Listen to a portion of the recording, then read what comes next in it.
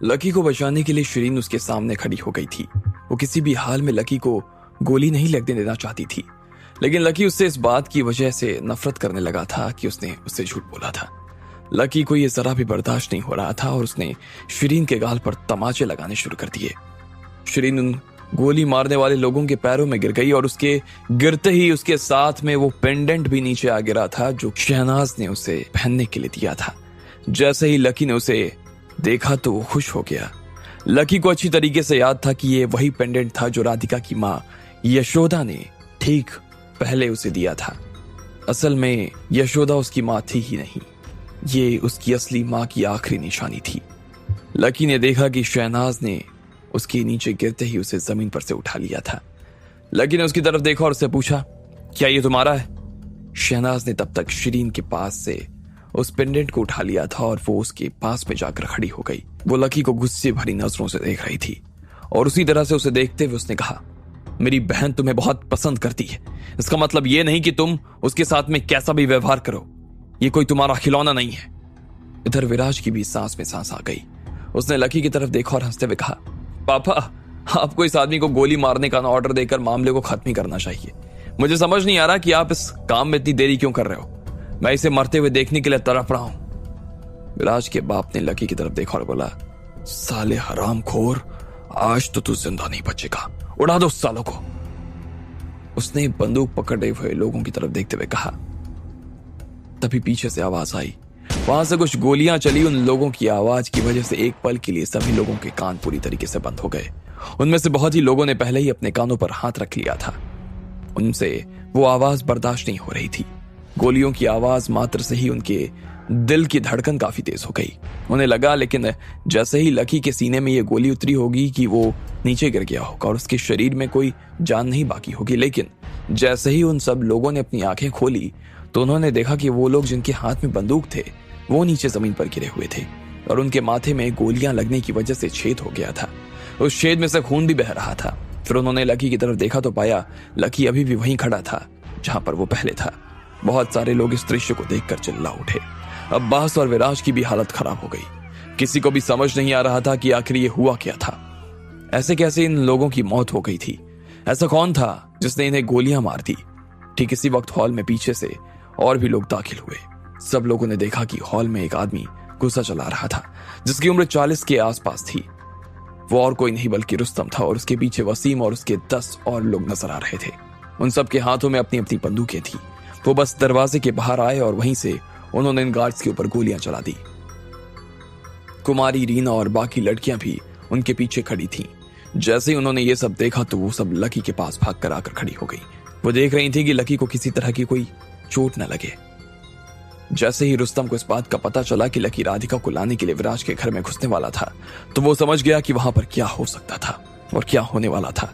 उसने तुरंत ही लकी के परिवार के लिए काम करने वाले जो लोग जयपुर में रहकर उनके लिए काम कर रहे थे उन्हें लकी को बचाने के लिए फोन कर दिया। वो सब लोग वक्त रहते वहां पर पहुंच गए। अगर उनमें से वहां पर रहने वाला कोई भी आने में जरा भी देर करता ना तो शायद आज लकी इस तरह जिंदा नहीं बच पाता। रुस्तम भी लकी के पास आया और उसने पूछा, लकी सर आप ठीक है ना? जैसे ही विराज के पिता ने रुस्तम को वहां पर देखा तो वो बुरी तरीके से चौंक गया। उसने उम्मीद नहीं थी कि रुस्तम यहाँ लकी को बचाने के लिए आएगा और वो इस तरह से लकी से बात करेगा। रुस्तम जी आप यहाँ पर क्या कर रहे हैं? और ये लड़का आपका क्या? वो बोलते बोलते रह गया था। जैसे ही सब लोगों ने रुस्तम का नाम सुना तो उन सब के चेहरे अब देखने लायक थे। वो सभी धीमी आवाज में रुस्तम के बारे में कही सुनी बातों को दोहराने लगे। हर कोई उसका नाम सुनकर पूरी तरीके से चौंक गया था। उन्होंने सुना था कि रुस्तम दिल्ली का बहुत बड़ा आदमी था और बहुत बड़ा नाम था, लेकिन उन्हें समझ नहीं आ रहा था कि रुस्तम ने आखिर लकी को बचाया क्यों था।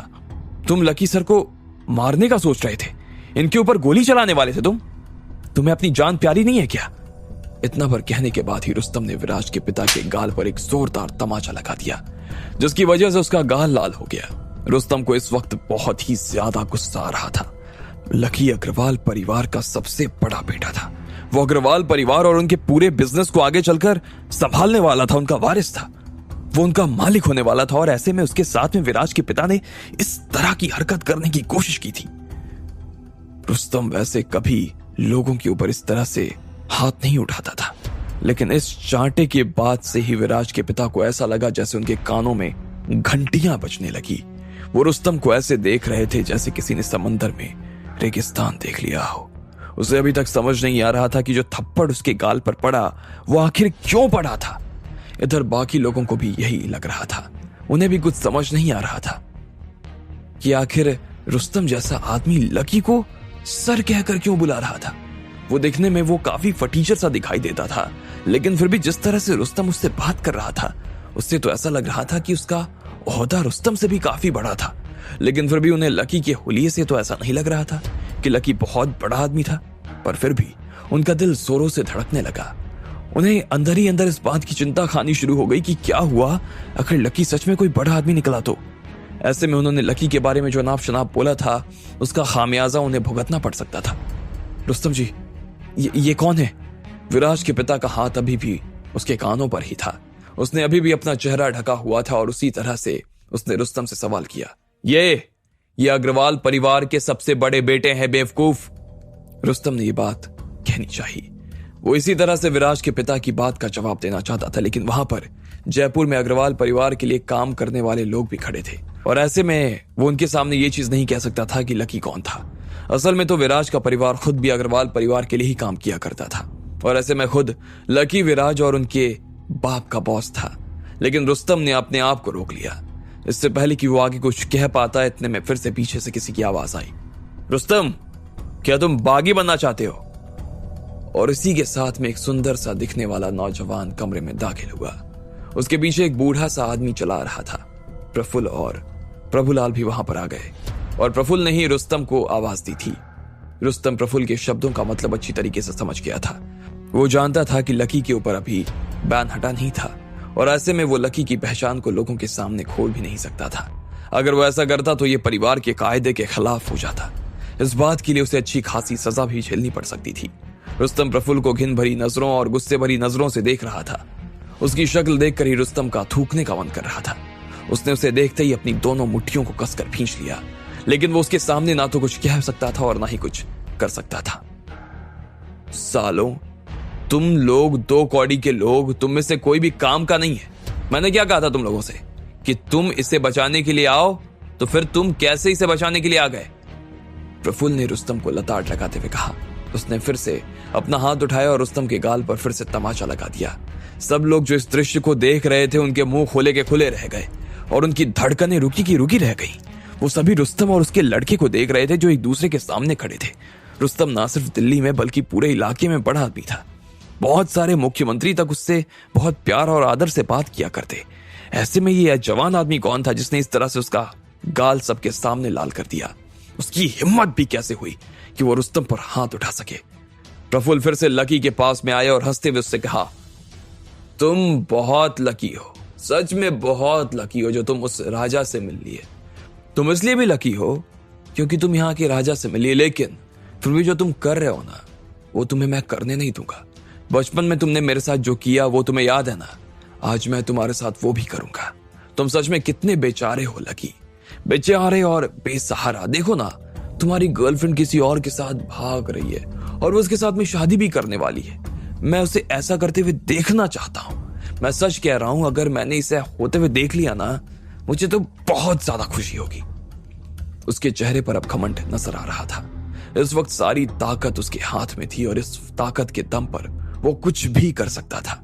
उसने अपनी घमंड भरी आंखों से एक बार के लिए आसपास खड़े लोगों को देखा और फिर लकी की तरफ देखते हुए कहा, तुम्हें ऐसा नहीं लगता कि तुम बहुत जिद्दी हो लकी? बचपन से जो जिद तुमने पकड़ी हुई थी ना, वो आज तक छूटी नहीं है। लेकिन कोई बात नहीं, आज वो छूट जाएगी। मैं भी देखता हूं कि तुम अपनी गर्लफ्रेंड को फिर से कैसे अपना बनाते हो, देखता हूं मैं। लेकिन लकी को उसकी बात सुनकर कोई चिंता नहीं हो रही थी। उसने शहनाज के हाथ में वो पेंडेंट देख लिया था और उसे देखने के बाद लकी इस बात पर तो श्योर हो गया था कि वो शहनाज नहीं बल्कि उसकी ही राधिका थी। उसने राधिका की तरफ देखा और कहा, राधिका, तुम्हें याद नहीं है, लेकिन ये पेंडेंट तुम्हें तुम्हारी मां ने ठीक मरने से पहले दिया था। तुम राधिका हो, राधिका शहनाज नहीं। तुम उससे शादी नहीं कर सकती हो क्योंकि तुम जिससे सबसे ज्यादा प्यार करती हो वो मैं हूं, वो नहीं। शहनाज ने अपना सिर ना में हिला दिया। वो लकी की तरफ देख रही थी और उसके आंखों में लकी के लिए तरह तरह के भाव आ रहे थे। वो कंफ्यूज हो रही थी, उसे डर लग रहा था, उसे सच में लकी से घिन आ रही थी, लेकिन बस उसके मन में लकी के लिए प्यार नजर नहीं आ रहा था। शहनाज ने विराज का हाथ थाम लिया। वो विराज को अकेला और कमजोर महसूस नहीं करने देना चाहती थी, लेकिन विराज की तो फिर से जान उसके गले में आ गई। उसे इस बात की कोई चिंता ही नहीं थी कि इस वक्त शहनाज के साथ क्या हो सकता था, क्या नहीं हो सकता था। उसे तो इस वक्त बस अपनी जान की पड़ी थी। वो किसी भी कीमत पर अपनी जान बचाना चाहता था बस। और उसने अपना हाथ छुड़ाकर वही किया भी। वो जाकर शहनाज के पीछे छिप गया। लकी धीरे धीरे शहनाज की दिशा में आगे बढ़ने लगा। उसे याद आ रहा था कि उसने उसके साथ में किस किस तरह के दिन देखे थे, और आज शहनाज किसी और की हो जाने वाली थी। लकी का दिल बैठा जा रहा था। क्या लकी फिर से अपनी राधिका के साथ आ पाता, या उसका सफर यहीं तक था और यहीं खत्म हो जाता? आपको क्या लगता है, क्या होंगे इन सभी सवालों के जवाब? कमेंट बॉक्स में कमेंट करके हमें जरूर बताएं। और सभी सवालों के जवाब को जानने के लिए सुनते रहिए इंस्टा मिलीनियर सिर्फ पॉकेट एफएम पर।